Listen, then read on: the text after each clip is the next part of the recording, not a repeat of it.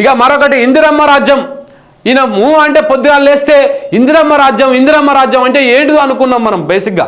బేసిక్గా 90కి ముందు ఉన్నటువంటి వాళ్లకు, అప్పుడు ఏదైతే ఇందిరమ్మ పాలించినటువంటి ప్రాంతంలో ఉన్నటువంటి వాళ్లకు మేమే అప్పుడు చిన్నగా ఉంటుంటివి.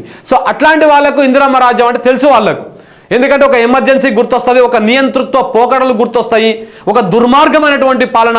ఈ దేశంలో ఇందిరమ్మ పాలన అంటే ఒక దుర్మార్గమైనటువంటి పాలన. సో అలాంటి పాలన, చీకటి రోజులు, ఎమర్జెన్సీ రోజులు, నియంత లెక్క ఈ దేశంలో ఎమర్జెన్సీ విధించినటువంటి ఏకైక ప్రధాని ఇందిరమ్మ. సో అలాంటి పాలనని మన ఈ నేటి తరం యువతకు ఎవరికి కూడా తెలియదు. అలాంటి పాలనను తెలియజేస్తుంది కాంగ్రెస్ పార్టీ. వీళ్ళు తెస్తున్న ఇందిరమ్మ రాజ్యం ఏంటంటే ఒక గిది కనబడుతుంది ఇక్కడ. ఇందిరమ్మ రాజ్యంలో ధరల దండయాత్ర ఎట్లా ఉందయ్యా? ధరల దండయాత్ర దంచి కొడతా ఉంది. ఇందిరమ్మ రాజ్యంలో ధరల దండయాత్ర సామాన్యుడి జేబుకు చిల్లు పెడుతుంది. నెల రోజుల్లో కొండెక్కిన బియ్యం ధరలు, పప్పు గోధుమతో సహా నిత్యావసరాల పెరుగుదల. దేశంలోనే అత్యధికంగా వరి పండించేటువంటి రాష్ట్రంలో ఈ ధరల దరువేంటి మంత్రి వర్య? పౌర సరఫరాల శాఖ పనిచేస్తోందా, గది బిక్తుందా, ఉన్నవా ఉత్తమ్జీ అని అడుగుతున్న తెలంగాణ సమాజం. ఒకసారి చదువుదాం. ఆకలికి మందు ఉండదు, ధనిక పేద తేడా ఉండదు. ఉన్నోడు బాదం పప్పు తిని అరగక మొరిగితే, లేనోడు పస్తులున్న సద్దన్నమైనా తిని బతికేస్తుంటాడు. ఇది ఆకలికి ఉండే నీతి. తిండి కోసమే జీవన పోరాటాలు, జాతుల మధ్య వైరాలెన్నో. సో తెలంగాణలోనూ ఇప్పుడు ఇలాంటి పరిస్థితి ఏర్పడింది. ప్రభుత్వం మారింది, మార్పు వచ్చిందని సంబరపడే లోపే తినే కంచంలో ధరల దరువు కనిపిస్తోంది. నెల రోజుల్లో 1 కాదు 2 కాదు, క్వింటాలకు ఏకంగా 2000కు పైగా అన్ని రకాల బియ్య ధరలు పెరిగిపోయాయి. దేశంలో అత్యధికంగా వరి పండించేటువంటి రాష్ట్రంలో ఈ విచిత్రం ఏంటని ఎవరికి అంతుపట్టడం లేదు. ఒకవైపు గత ప్రభుత్వం ఏమో 30,000 కోట్ల పైచిలకు విలువ చేసే స్టాకు గోడాంలో ఉందని చెప్తుంది. మరోవైపేమో బస్తా బియ్యం ధరలేమో విపరీతంగా పెరిగిపోయాయి. దీనికి సమాధానం చెప్పేది ఎవరు?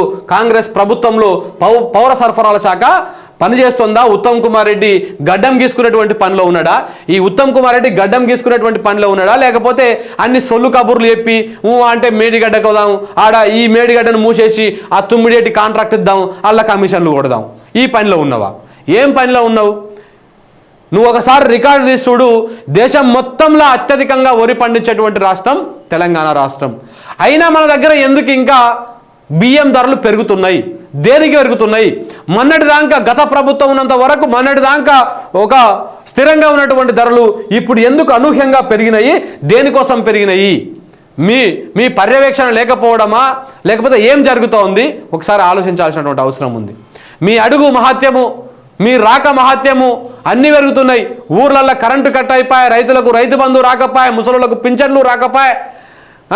ఇప్పుడేమో బియ్యం ధరలు పెరిగే, ఉప్పుల ధరలు పెరిగే, పప్పుల ధరలు పెరిగే. ఇంకా మీరు ఏం పీక్తున్నట్టు, ఏం కట్టగడుతున్నట్టు, ఏం చేస్తున్నట్టు ఈ కాంగ్రెస్ పాలకులు? ఏమన్నా అంటే ఆగుతలేదా మీకు అంటారు.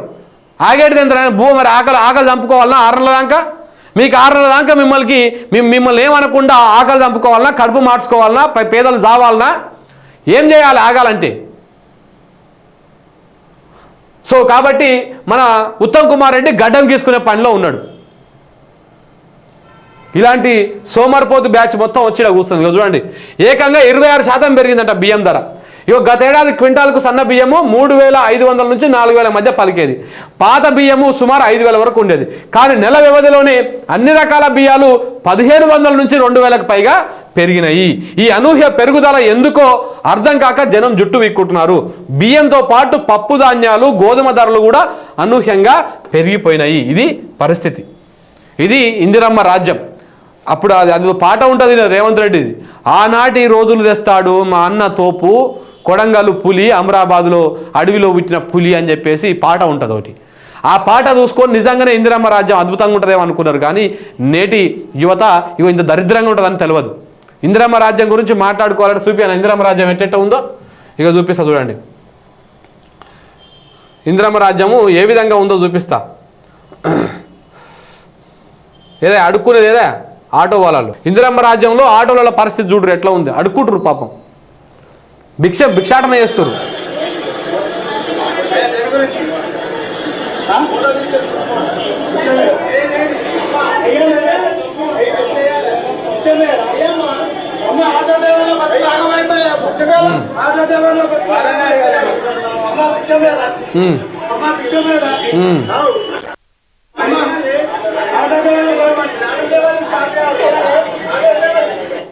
ఆటో డ్రైవర్ల బతుకులు ఆగమైపోయినాయి. రేవంత్ రెడ్డి చేసినటువంటి ఒక అనాలోచిత నిర్ణయం వల్ల ఫ్రీ బస్సు ఇవ్వండి తప్పులేదు, కానీ దానికి ఆ రకమైనటువంటి ఏర్పాట్లు చేయాలి. ఆ ఏర్పాట్లు చేసినా కానీ మరి ఆ ఏదైతే ఆటోలు కొన్ని వేల మంది లక్షల మంది ఉన్నారు ఈ ఆటోలు నడుపుకొని బతికేటువంటి కుటుంబాలు, మరి ఆ కుటుంబాలు ఏమైపోవాలి? ఇప్పుడు ఒక ఆటో ఆయన ఊర్ల నుంచి వస్తాడు, ఆయన ఆస్తి ఏంటంటే కేవలం ఆటో మాత్రమే ఆయన ఆస్తి. సో ఈ ఆటోతోని ఆయన ఏం చేస్తాడంటే రోజుకు ఆటో కొట్టి దాదాపు ఒక 2000-3000 సంపాదిస్తాడు. 2000 నుంచి 3000 సంపాదిస్తాడు రోజుకు, 2 నుంచి 3000 సంపాదిస్తాడు. ఇలా సంపాదిస్తే దాంట్లో ఈ డీజిల్, దాంట్లో గ్యాస్ ఉంటే గ్యాస్, పెట్రోల్ ఉంటే పెట్రోల్, అది పోగా అదొక 1000 రూపాయలు పోయినా కానీ మిగతా 2000 తోటి ఆయన ఉంటున్నటువంటి కిరాయిలు, పిల్లల చదువులు, ఏమన్నా ఆడుకో ఈడుకో ఏమన్నా మిగిలితే ఇంత సేవింగ్. ఇది వాళ్ళు చేసేటువంటి పరిస్థితి. ఇప్పటికే ఓలాలు, ఊబర్ లాంటివి వచ్చి ఆటోల బతుకులు ఇంకా ఆగం చేసినాయి. అట్లాగమైనా సరే అని చెప్పేసి ఈ ఓలా, ఊబర్లో కూడా ఆటో ఆప్షన్స్ అన్ని అల్లగడ పెట్టుకొని ఎంతో అంత వస్తే చాలని చెప్పేసి అట్లా బతుకులు సాగిస్తున్నారు వాళ్ళు. ఇప్పుడు అది పక్కన పెట్టేసారు, అది కూడా పోయింది.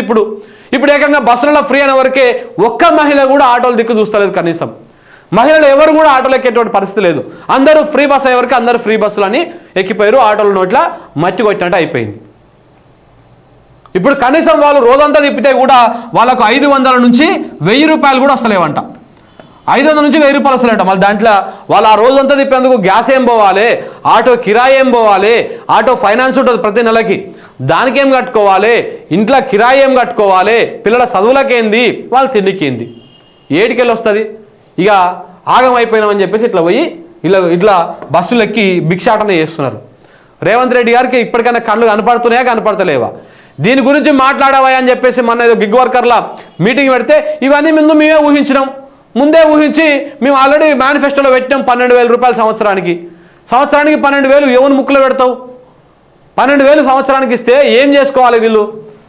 నెలకు 12,000, సంవత్సరానికి 12,000, కనీసం నెలకు 10,000 12,000 ఇస్తే వాళ్ళకు ఏమన్నా రోజుకి ఎంతన్నా చేసుకోగా మిగిలింది ఇంత ఉంటుంది. సంవత్సరానికి 12,000 అంటే రోజుకి ఎంత పడుతుంది? 30 రూపాయలా? 33 రూపాయలు. మరి ఆ 33 రూపాయలతోని ఈయన ఏమి గ్యాస్ కొట్టించుకోవాలి, ఏమి తిండి తినాలి, ఏమి కిరాయి కట్టుకోవాలి, దాంట్లోకి వెళ్ళి మిగిలినాక ఎంత పిల్లల ఫీజులు కట్టుకోవాలి, ఏ విధంగా బతకాలి? ఇది ఇందిరమ్మ రాజ్యం. ఇందిరమ్మ రాజ్యం అంటే ఏమో అనుకున్నారు చాలామంది పోరగాళ్ళు. ఇందిరమ్మ రాజ్యం అంటే ఇంట్లో ఉన్నోడు బయట రోడ్డు మీద పడి అడక తినడం ఇందిరమ్మ రాజ్యం అన్నట్టు. ఇందిరమ్మ రాజ్యం అంటే మన రైతాంగానికి గత రాజ్యంలో 24 గంటల కరెంట్ వచ్చింది. ఇందిరమ్మ రాజ్యంలో ఇప్పుడు మన రైతాంగానికి కరెంటు పోతుంది, మహా కొడితే 6-7 గంటల కరెంటు కూడా వస్తలేదు పొద్దుటి పూట. ఇది ఇందిరమ్మ రాజ్యం. నిమ్మలంగా ఇంట్లో ఉన్న వాళ్ళని తీసుకొచ్చి లైన్లను నిలబెట్టి ఆ లైన్లనే చంపేసుడు ఇందిరమ్మ రాజ్యం. మన రేవంత్ రెడ్డి గారు చెప్పినటువంటి ఇందిరమ్మ రాజ్యం ఇదే.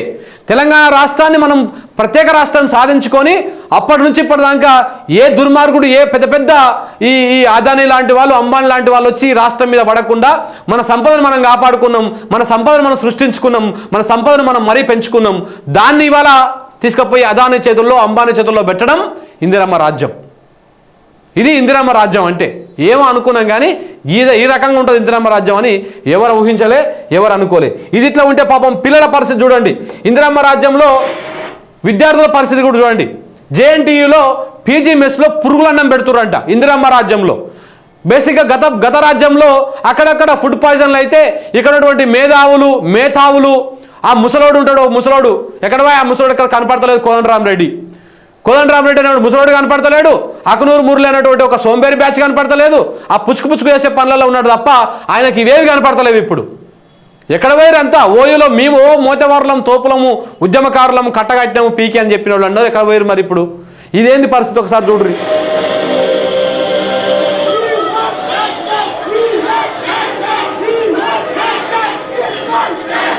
చూడ్రి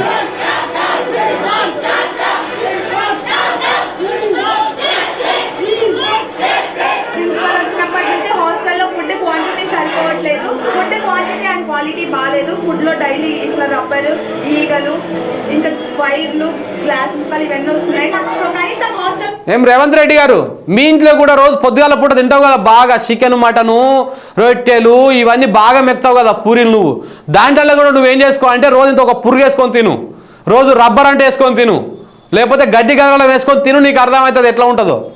ఈ పిల్లలకేమో పురుగుల అన్నము పురుగుల బువ్వ పెట్టి నువ్వేమో మంచిగా మేము కట్టినటువంటి సొమ్ముతోటి నువ్వు కులుక్కుంటా మంచిగా మటను చికెను పూరీలు కొనుక్కుతున్నావా? ఈ విద్యాశాఖ మంత్రి కూడా నువ్వే కాబట్టి నిన్నే అడుగుతావు. మరి ఇప్పుడు ఎవరికి వేయలే కదా, అన్ని నీ కింద పెట్టుకొని కూర్చున్నావు కదా. ఇట్లా ఉంటుంది పరిస్థితి. వాళ్ళ కనీసం తిండి పెట్టలేనటువంటి చేతగాని దద్దమ్మ సర్కార్ ఇది ఇందిరమ్మ రాజ్యం. ఇందిరమ్మ రాజ్యం పిల్లలకు బోగట్టనిక చేత కాదు ఈ సర్కార్కి, ఇది ఇందిరమ్మ రాజ్యం. మెస్ కూడా లేదు, బయట నైట్ పూట చీకట్లో కూర్చొని తింటున్నాం. అయితే ఏం చేయాలమ్మా, మేము మీకు ఇంద్రభవనం ప్రొవైడ్ చేయలేమా అంటున్నారు. బయట కూర్చొని తింటుంటే సార్ అవి పురుగులు పడుతున్నాయి అడిట ఉన్నది అంటే మీకు మేము ఇంద్రభవనం ప్రొవైడ్ చేయలేమంట. మరి ఆ సన్నాసులు ఎందుకు ఆ ఇంద్రభవనాలలో ఉంటున్నారు? దేనికి ఉంటున్నారు? ప్రజాభవనం పెట్టావు కదా, దాన్ని ఇలా హాస్టల్గా మార్చారు. అది మరి నీకు ఉండడానికి చేత కాలేదు కదా, దీనిలో హాస్టల్గా మార్చు. పొంకనాల మాటలు మస్తు ఇంత పొడుగు మాట్లాడుతారు కదా. పెద్ద ఇష్యూ జరుగుతుంది. ఇంతమంది ఈ రోజు రోడ్డు మీద రావడానికి కారణం ఏంటంటే ఈరోజు మీరు ఫోటో చూడొచ్చు, ఇడ్లీలో పురుగులు కానీ లేకపోతే గ్లాసులు ఫుడ్లో గ్లాసులు కానీ లేకపోతే ఇంకో పురుగులు కానీ దోమలు కానీ ఇంతమంది చాలా మంది హాస్పిటల్లో కూడా జాయిన్ అయ్యారు. సో ఇంత దిగజారిపోతుంది అంటే గవర్నమెంట్ అందరూ ఇక్కడికి జయంతికి వచ్చేది పేద ప్రజలు ఎందుకు వస్తారు? నాణ్యమైన విద్య నాణ్యమైన తిండి దొరకాలని. కానీ ఇక్కడికి వస్తే నాణ్యమైన తిండి దొరకట్లేదు. మన మెయిన్ డిమాండ్స్ ఏంటంటే ఫుడ్ నాణ్యతగా రావాలి, నాణ్యత ఫుడ్ పెట్టాలి. బేసిక్గా విద్యార్థులు చదువుల కోసం చదువు బాగాలేదనో లేకపోతే దీనికోసము మాకు ఉద్యోగాలు వస్తలేవనో కొట్లాడతారు. కానీ ఇందిరమ్మ రాజ్యంలో దేనికోసం కొట్లాడుతారు అంటే బో వెట్టురు, మాకు జరంత మంచి బో వెట్టురు అని కొట్లాడుతారు ఇందిరమ్మ రాజ్యంలో. ఇది ఇందిరమ్మ రాజ్యం. రాస్తాం రేపు 7 తారీఖు నాడు ఇందిరమ్మ రాజ్యం ఏంది, ఈ రేవంత్ రెడ్డి నెల రోజుల ఏడగట్టకట్టి ఏమేమి చేసిండు అనేది రాస్తాం. సో కాబట్టి ఈ విధంగా ఉంది మిత్రులారా. ఇందిరమ్మ రాజ్యంలో దండయాత్రలు, ధరల దండయాత్రే కాదు దరిద్రాల దండయాత్ర కూడా కొనసాగుతూ ఉంది రాష్ట్రంలో. ఒక ధరలే కాదు దరిద్రాలు కూడా దండయాత్ర చేస్తున్నాయి నలుమూలల నుంచి. ఇంకేమైంది, ఇంకా స్టార్ట్ అయింది, ఇప్పుడే స్టార్ట్ అయింది, ఇంకా ముంగల పాయింట్ ఉన్నది కథ.